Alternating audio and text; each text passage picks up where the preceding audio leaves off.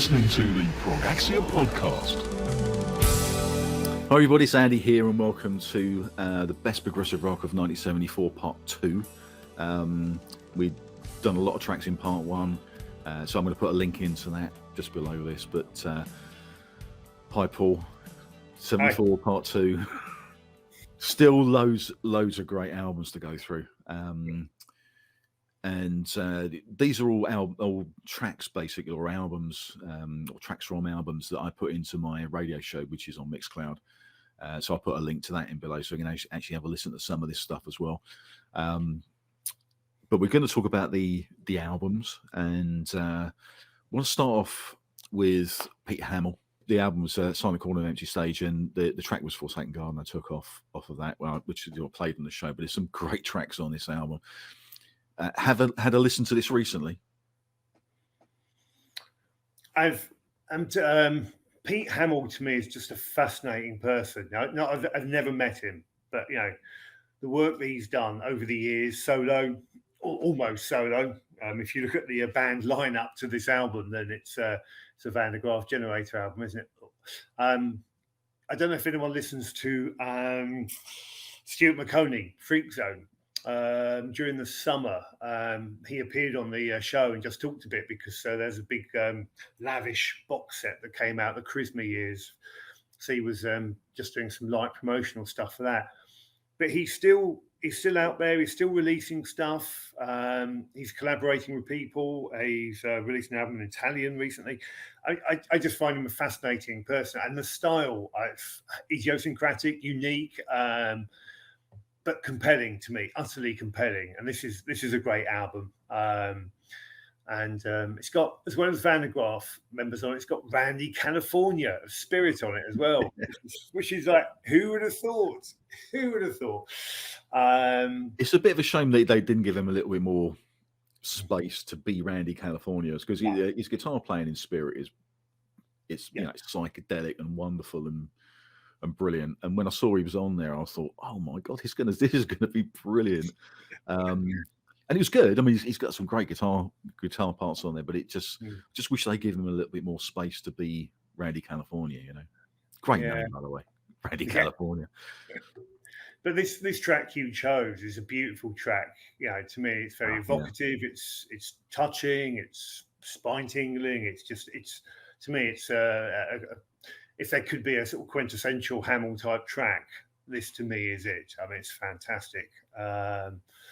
It's just, it creates an atmosphere for me. The whole album I think is very good, but this track, Forsaken Gardens, fantastic. So if anyone hasn't heard it or familiar with his stuff, Fool's Mate is another album he did, which I think is fantastic. But this one is very good as well. So. For me, I mean, I'm a big Van der Graaf fan. I've loved them for years, and I started with some older stuff. I didn't realise it at the time, because again, with all these albums, we sort of, because of our age, we sort of had to go back and buy some of this stuff. I spent most of my pocket money just trying to sit and get back catalogue stuff, and this band was one of them that once it gets you. Once Van der Graaf get hold of your brain, it just doesn't ever leave you. And this it's a solo album, but it's not really a solo album. It's a solo album by name, but it's really a Van der Graaf Generator album. And they actually play when they do Van der Graaf Generator, when they go and play live, they play some tracks from this. Which just goes so that it means nothing. It's a Van der Graaf album. But as soon as you put the needle on the record, which opens up with the track Modern, and Peter Hammill comes in with that lyric, Jericho Strange, Jericho Strange. It's just like this. That's here. Hamill's singing again. It's absolutely brilliant. He's got a very singular style, very distinctive, very distinctive voice. And also the way he, at the piano, the way he constructs stuff. It's so how do you teach yourself to do that? And that's he's self-taught, I believe, isn't he? So and again, when you sit down and read the lyrics of the actual lyrics of what he writes, they are incredibly deep. Mm. They're not just like throwaway lyrics. No, not at all. It's like in Jericho, in Modern, when Jericho Strange filming with life in its heart, people are drawn together, simultaneously torn apart. I just love that. It's just a fantastic line. It's truly challenging, but substantive at the same time. In other words, these music soundscapes and the ideas behind it, they're all sort of coherent and structured in a very, very weird way, very Hamillish, just so Hamillesque. Yes, brilliant. Forsaken Garden, the track I put on the album is one of my favorites of all sort of Van der Graaf generator stuff. Oh, I know it's a solo album, but it's Van der Graaf. Starts with that piano and vocals and it just sounds so Van der Graaf. Comes in with keys from Banton, and the great sax packages from Jackson.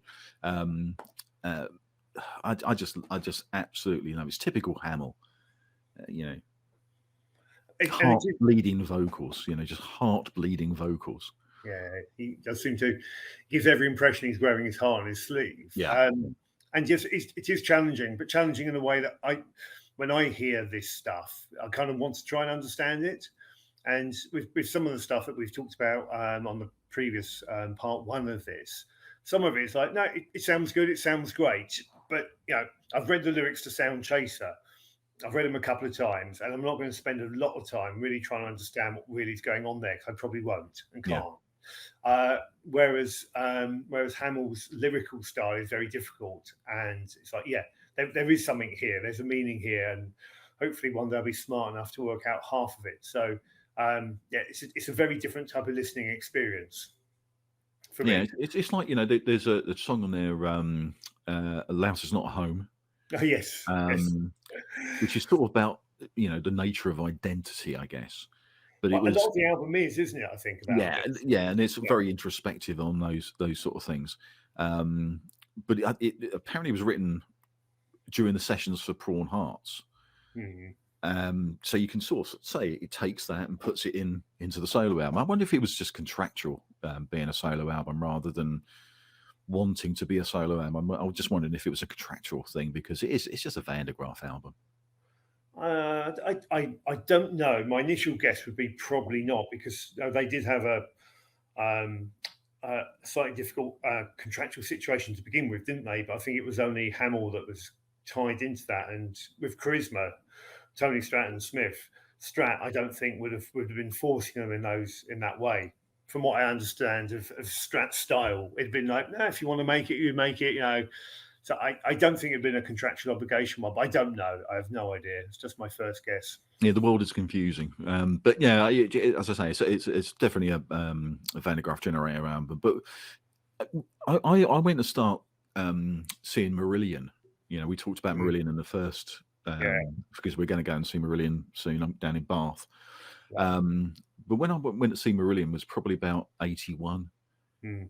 This is when we saw them in places like Scout Huts and that sort of thing, but down the marquee mostly. And I say I've got some photographs from those times that I can't find, but I've got some great close-ups, of Marillion at that time. So I've got to dig them out, try and find them somewhere. But they were always seen as like imitations of Genesis, like they're obviously very, very Genesis focused, and they sounded like Genesis, and the end of Grendel sounds like the end of Supper's Ready, and there's all those sort of comparisons, and which is fair enough, it's probably true. But if you actually listen to Marillion, that old Marillion stuff with Fish, you can hear loads of Van der Graaf. You can hear a lot of Fish basing a lot of his vocals on Hamill rather than Gabriel, and I don't think that sort of comes out. But I think, I don't know, but I think if he was to ask Fish if he was sort of influenced a lot by Hamill, I'm damn sure he's going to say, yeah, that's a big influence on him, because his vocals do sort of try and emulate that sort of Hamill grasp, or just depth, and rather than Gabriel, Well, allegedly, a certain Johnny Rotten Esquire was rather taken with Van der Graaf Generator, and Pete Hammill, Nadia's Last Chance, I think, was one of his favourite albums, which he admitted sometime after he stopped wearing the I Hate Pink Floyd t-shirt. So, yes, the influential Peter Hammill, in case no one's aware. Yeah. Massively influential. What album do you want to go to next? Well, should we focus on a Dutch band? Yeah, let's do that. That's very, very, very good. So do you want to kick off with this one? Harum Scarum is the one you chose from Hamburger Concerto, yeah? Yes. And Focus. How can anyone not like Focus? I think let's start with that, yeah? So, some of this stuff, maybe a bit Marmite for people, but, if you don't like Focus, and my word, and people will know them largely initially because of that song with some yodeling on it. Yeah. And there is a bit of that sort of, I don't know, jollity, craziness with Harum Scarum, yeah. But I think Hamburger Concerto has got to be one of their best albums. I think it really captures it. And the thing that really makes it for me is not Ties van Leer and what he was doing with any of his keyboard flourishes or holding down the Hammond and that. Is Ackerman. Ackerman's guitar playing is fantastic all over this. Yeah. So it's a rollicking good song. They did release it as a single, I believe. Not that I have it. I've got nothing to wave around, I'm afraid, on this one.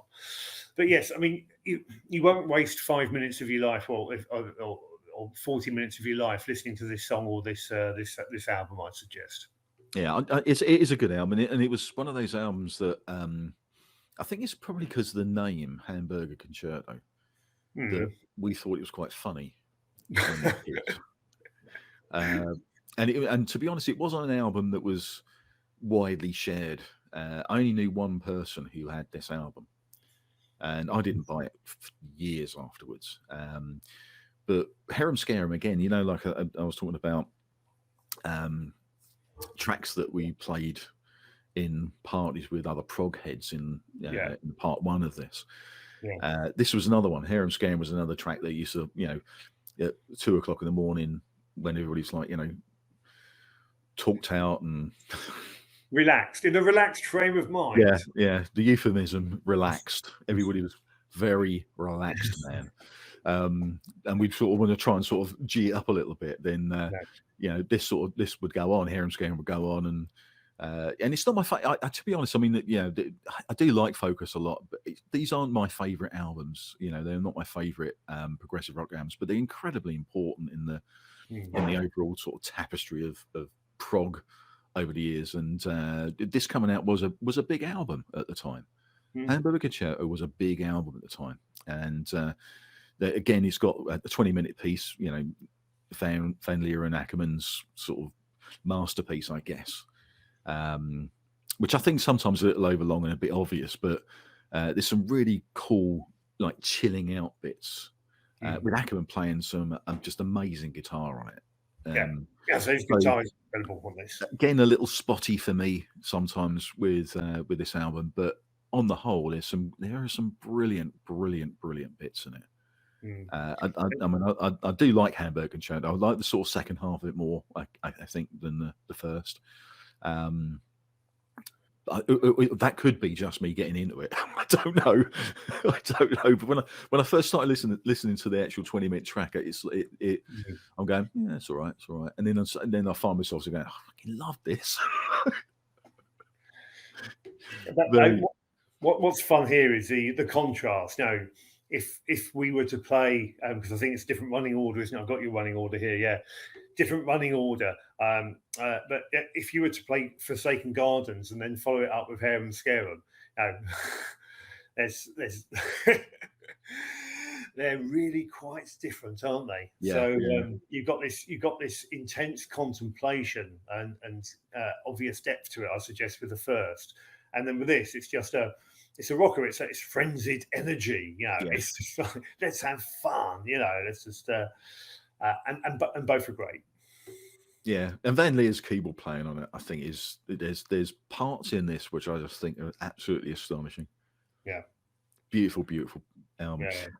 All right, so let's get on to another one. Should we go to Renaissance? Oh yes, one of your faves. Yeah, I grew up with Renaissance. Yeah. Just and it's I don't really understand why, because I think if I was to choose, like, listen to little sections of music and to choose which ones I want to listen to, probably Renaissance wouldn't have been as big for me. But my friend Vic Wilson, who's my bass player in my band as well, it's one of his favourite bands, and I think it's because John Camp with his Rickenbacker and his just incredible bass lines. I mean, my bass player just loves John Camp. So we started listening to Renaissance and really got into them. By the time this came out, Turn of the Cards came out. Yeah. This just came out after Ashes Are Burning, and I loved that album. Prologue, not so much, but there's some good stuff on it. But when Ashes Are Burning came out, it was like we used to put that in the car all the time. And then when Turn of the Cards came out, loved that, and then went on to Novella and Song for All Seasons and all the rest of them. But there's something about this album.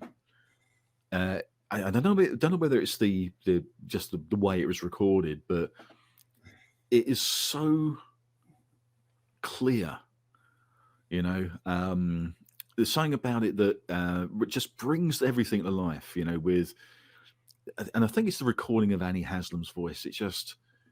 It's like glass, just cuts straight through everything. You've got this fantastic musical background, and you've got Annie Haslam's vocals over the top. It just sort of enters your soul somehow. Well, I was going to ask how much of it is due to Ms. Haslam, because she has got an amazing voice, and could she sing the Telephone Directory to you and you'd still be transported? Is that really what possibly? Yeah. But the key thing for me with Renaissance, and when you listen to a band over time, you get to appreciate. You listen to certain parts. You might just listen to the guitar, or you might just listen to the keyboards, or just the bass, or just the vocals, or whatever. Over time, you sort of just focusing down on these things. And quite honestly, Terry Sullivan and John Camp's rhythm section, drums and bass, just drives this album. I can't even explain it. There's some great keyboards from John Tull. You got some great acoustic rhythm guitar from Dunford and things like that. But Terence Sullivan, John Camp's driving rhythm through this, that lifts it to a level. And then you got Haslam's voice over the top of that, which just lifts it even further. It's an astonishing album. I mean, right from that piano intro on Running Hard to the last lamentful chord of Mother Russia. To me, it's just one of the best Renaissance albums. It's head and shoulders above other stuff that was coming out at the time, which you could probably call similar sort of music. And whether, again, like with all of these brilliant bands, they have something completely unique about them. But no, it's not just Annie Haslam's voice. Annie Haslam's voice is astonishingly good, but that rhythm section and the keyboards from Tull, just everything just flows together. Running Hard, Things I Don't Understand, Mother Russia,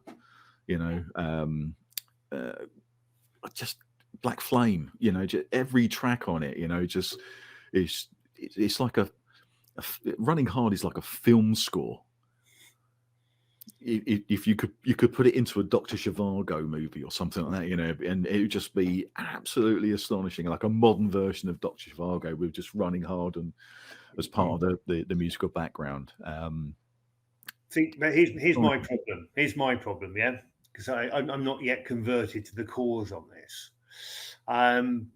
So for me, if I take Ashes, we talked about Ashes last time. We're talking about Turn the Cards this time. The one after, I believe, was Scheherazade and Other Stories. And I like all of them.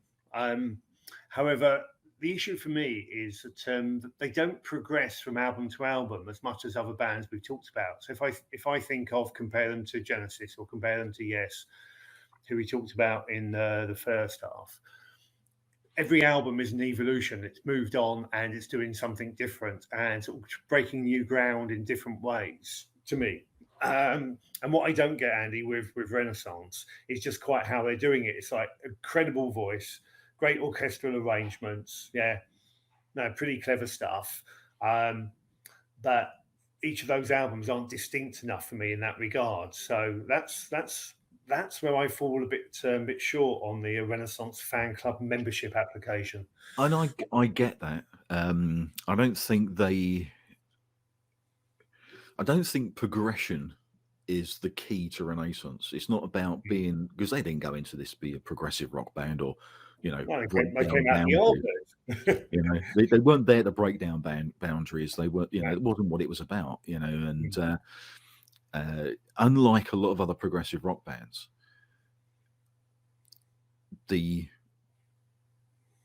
was purely about just creating music. And it was Renaissance music, and it isn't about progression. It just isn't about progression.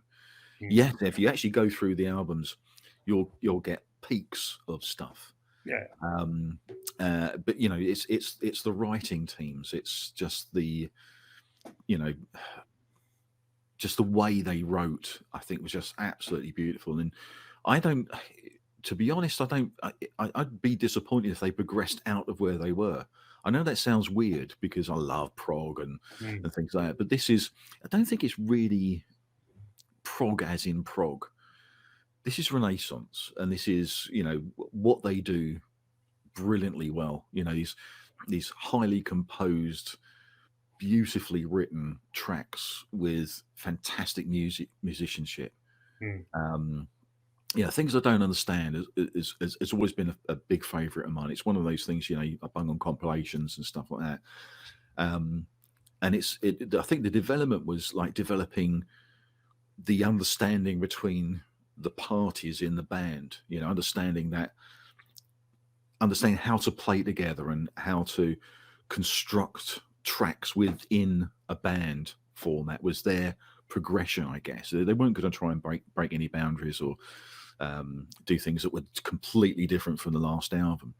But it's like, you know, with things I don't understand, you know, you got things like that twin lead vocal between Haslam and John Camp. John Camp does the male voice and Haslam does the female voice.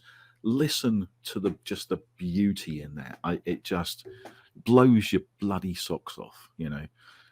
But you've got to get into it. And I think that one of the problems is, a lot of people I've spoken to him who like prog, Renaissance were never really part of that. I mean, they were bigger in America than they were in the UK. Yeah. Whenever they come round, we always used to go and see them, and you know, Hammersmith Odeon was always full. So they had a big following, but they were bigger in the States, and I don't think it was almost like the UK market didn't quite get them, which I think was a real shame, because probably one of the best, you know, British bands of the time. Yeah. So we have a slight difference of opinion there, don't we? It's not a difference of opinion, because I absolutely agree with your opinion. Absolutely agree with it. But my point is that I don't think they weren't trying to progress. They just wrote Renaissance music, and each Renaissance album is a chunk of Renaissance music. So, you know, and as I say, I don't think I'd really want them to suddenly get into jazz, for instance. You know, oh, we're bringing some jazz, or we're bringing some funk, or we're bringing, you know, I don't want that. I just want another great Renaissance album with some classic Renaissance tracks on there. You know? Or what about a top 40 single? Yeah, that would have been a good idea for them, wouldn't it? That's been a remake of that's been released for charity with an ad John Camp on it. '78, wasn't it? I think, wasn't it? Northern Lights. In case anyone's not aware what we're talking about. Yeah, 78. Northern Lights. Yes, Northern Lights. Yeah. Which is still a great track. I mean, that on its own is just a really good track. From when you listen to a pop chart and you're listening to the stuff that was going on at the time in the pop charts, and then suddenly Northern Lights comes on, it's like a breath of fresh air. Well, Even though it's a commercial song, but it's a breath of fresh air. And on my Christmas show, I still put Northern Lights on as the last track. Her voice again. Unashamedly. Right. Well, where do you want to go next? Why don't we go to again? Let's mix it up a bit. Oh, welcome back, my friends, to the show that never ends, ladies and gentlemen. Emerson Lake and Palmer. Okay. Reason I put the one of the tracks from this is I don't normally put stuff from live albums down in the show, but this album was massive for me. Yeah, I mean, look, if you're on the YouTube podcast, you can see the album. I've got it here somewhere. I'm not too sure where. Oh, my word! No, can't find it. It's the thing, isn't it? It's a thing. I did have it out, but anyway. You chose track one, side one, didn't you, for this? Hoedown, yeah. Only because whenever I put that album, which is one of my favourite albums of all time, Welcome Back, My Friends, to the Show Never Ends is absolutely up there. And I guess the reason for it is because I got that before I got any other album. Right. To me, is whenever I listen to, I mean, we've spoken about this before. Whenever I listen to this, it's like when we listen to Tarkus on this, and it's got stuff in there that wasn't on the actual album. Yeah, yeah, little bit of King Crimson stuck in there as well in Tarkus. But to me, this is just an astonishing live album. Probably one of the best live albums ever produced. The musicianship is incredible, and and I could have played Carnival 9, which which is probably my track of choice. If I was going to play a live piece of Emerson Lake and Palmer, I'll probably put Carnival 9 on, because it just blew my tiny mind when I was a kid. I mean, literally, I was just like, I couldn't believe that there was anything that could sound anything like this on this planet. Just blew me away. But I thought I'd put that in. I put it in. I think I put it in last on the show. Really just as a hat tip to the 74 live album. This is what was going on live, and I put Hoedown on because it was the first track that I'd heard ever of ELP.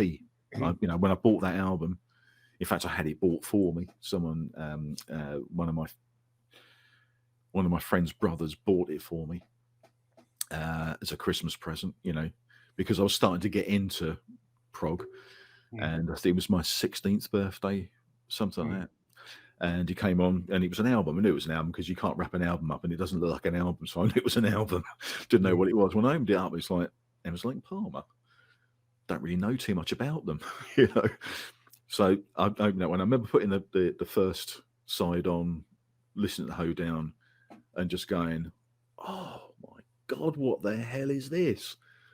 It just blew me away. And the whole of that, 3 sides of brilliant live music from 3 brilliant musicians.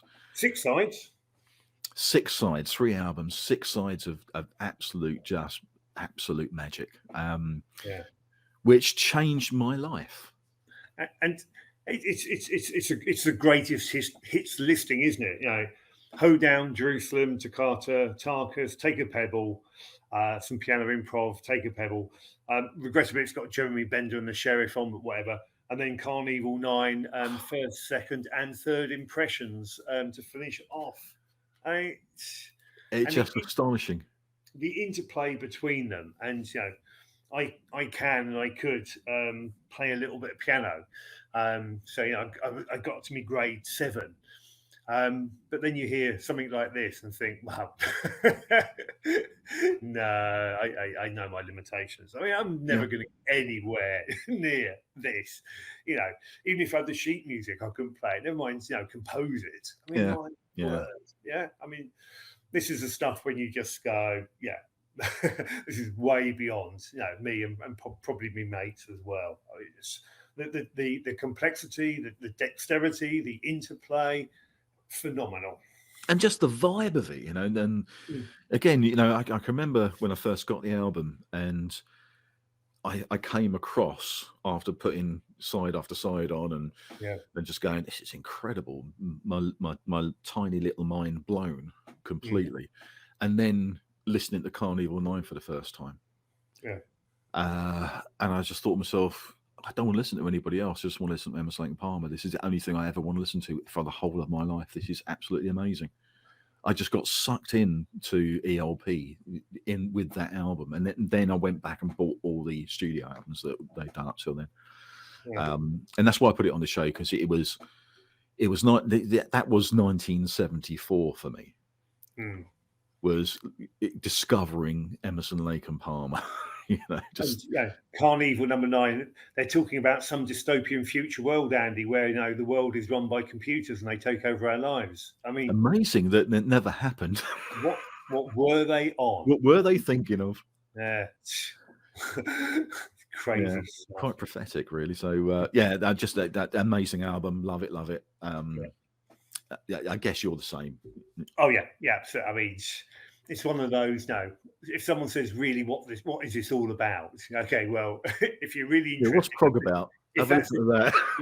If this is a genuine question, then maybe something like Close to the Edge, or maybe something like this, and just go, okay, how much time have you got? A couple of hours, good, right? Sit down. We'll have to do our top 10 progressive rock albums of all time at one point. Oh my word! I don't think I could do 10. We'd have to have only a top 25 or something.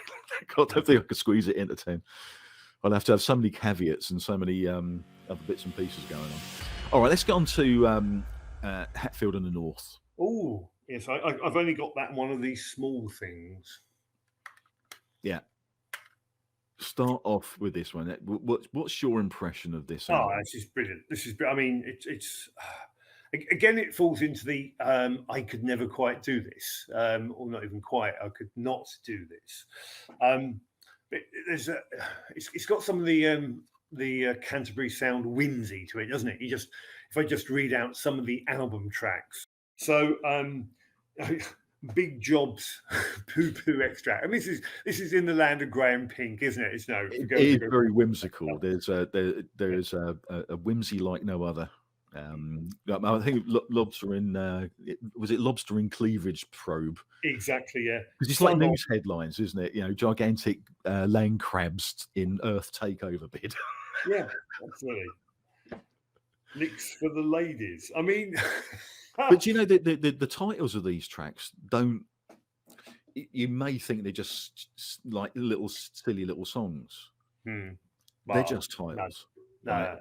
This album is incredible. It's just a beautiful, incredible album. So if you know your prog artists and the Canterbury related artists, although there wasn't really a Canterbury scene as much as is made out, the roll call of artists on this are absolutely amazing. Just see if I've Dave Stewart, Richard Sinclair, got Pit Pile on drums. Not that Dave Stewart, the proper one. It's the proper one. Pit Pile on drums from Gong. Yeah. Who actually added a lot to this album, I've got to say. I mean, there's lots of bits of Pit Pile on this. Yeah. And you've got Robert Wyatt appears on it as well. Oh yeah, he's on a track. Didier Malherbe, talking of Gong, appears on it. And you've got the singers, the lady singers, the Northettes. Oh, the Northettes, that's right. Including Barbara Gaskin. So, of course, Dave Stewart and Barbara Gaskin went on to do a few things, including "It's My Party, I'll Cry If I Want to." Well, So she's a singer, and you know, in them days, sometimes you just don't go, I'm just going to follow this route. You're a singer, a studio singer. You go and do stuff, you know.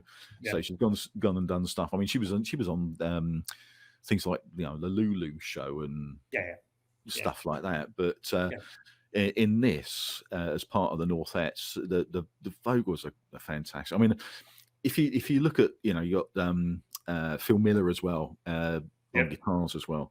I got into this because I knew nothing of Hatfield in the North End, but I was a big Gong fan, as you probably know. Yes, we are. Both of us are. Both big Gong fans. And you know, I was talking to a mate at a party, and he said, and it wasn't actually a mate. He was like an associate. He was some part of the group, you know, someone that I knew. And he said, "Oh, if you like Gong, you know, you should listen to Hatfield in the North." And it's like, who? Never heard of them. Absolutely never heard of them. And about a week later, he actually lent me the album. And he said, "Oh, you know, lend this, have a listen to it and tell me what you think." So I had a lend of it, and I've still got it. It's like 40 years ago or whatever. So Gary Watts, if you're listening, sorry, Gazza, I've still got your album. But the thing is, I mean, I probably wouldn't have ever really got into them if I hadn't had that conversation with Gary at that time, and he hadn't given me that album.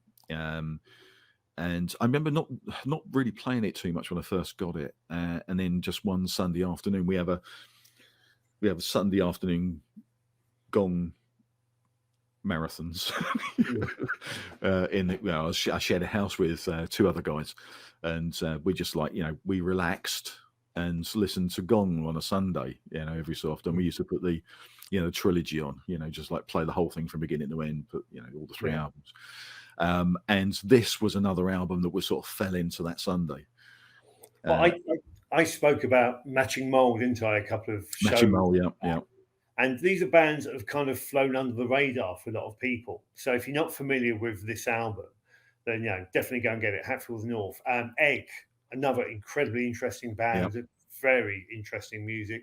National Health, all these little bands, and you'll find names that keep cropping up. So Phil Miller, you mentioned in Matching Mold, and Robert Wyatt, but these guys just had fun playing together, and we're going to do something slightly different on this one. Slightly different. It's got no.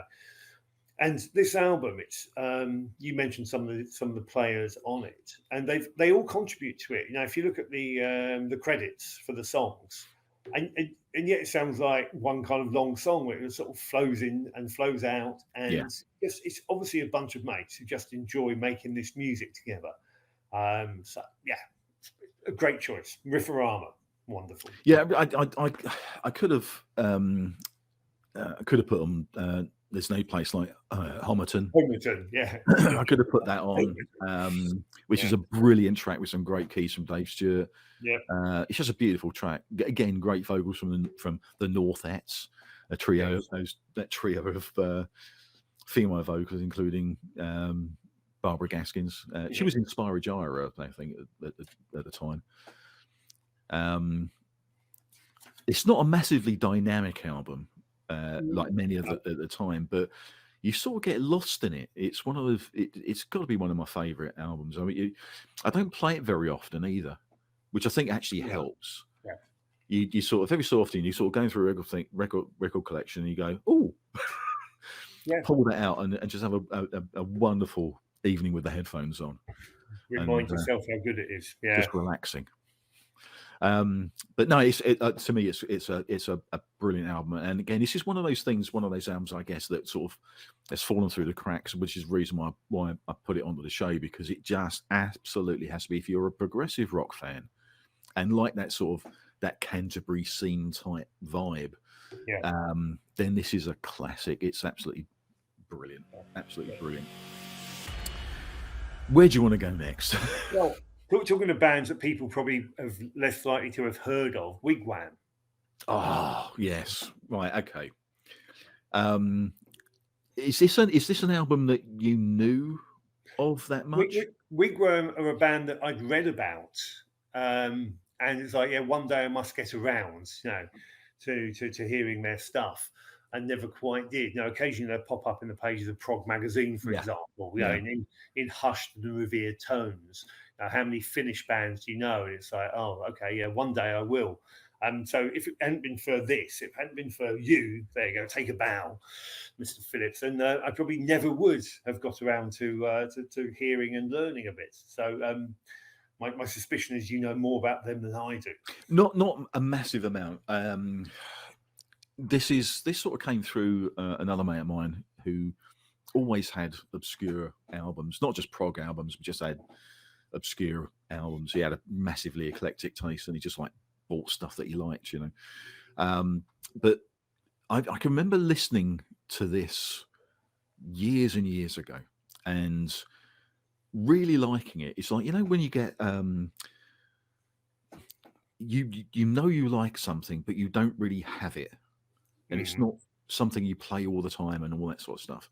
And I can remember this album being played around my mate's house, and I didn't know they were Finnish. I knew nothing really about them. I knew nothing about their history. It was only subsequently that I started listening to different stuff. When you're doing a show, you sort of dip into a lot of things and start listening to new. And when I put this on, I put Spotify, and I was just going through a few things. I was like, oh, Wigwam.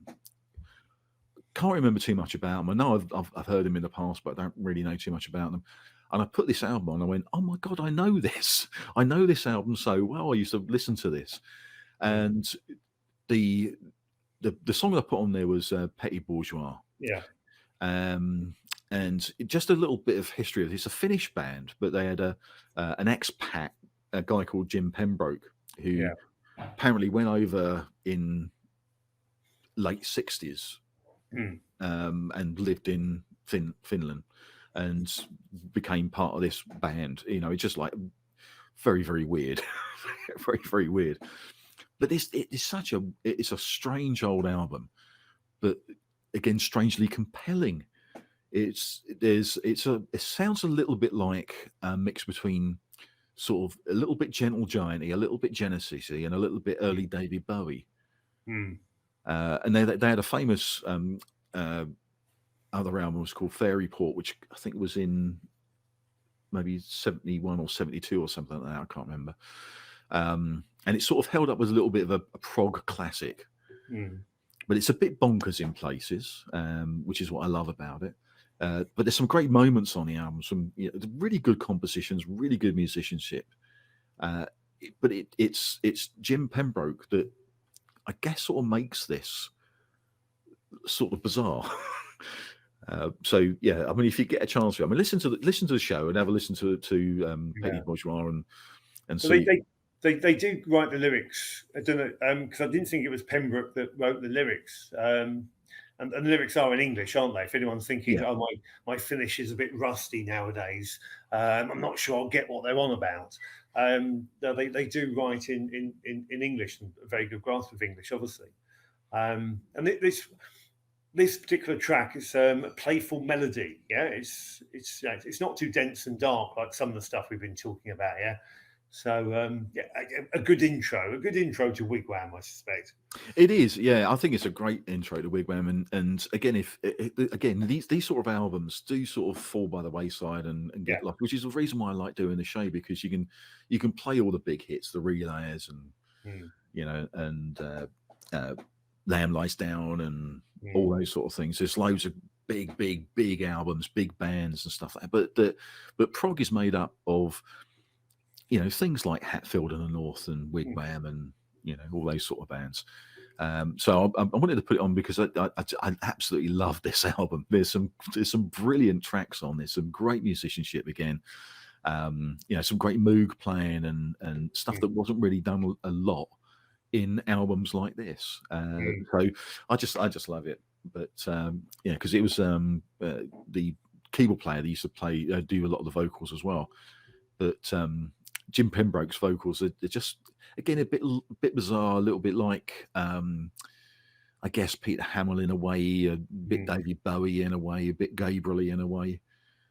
Very different for the time, I think, from what a lot was going on in music, because I think we forget that there wasn't a lot going on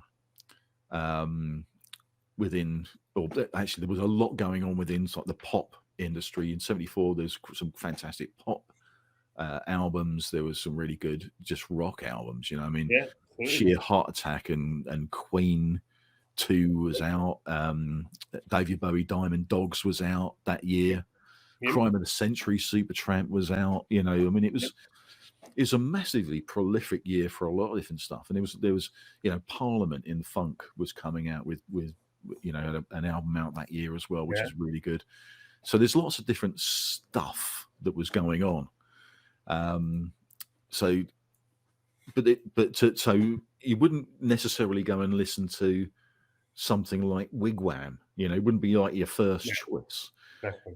But that's why I wanted to put it on the show, because I wanted to sort of highlight there was some fantastic things like that. I mean, 74, Kimono My House came out, you know, Sparks album, which was bonkers, much more than Wigwam.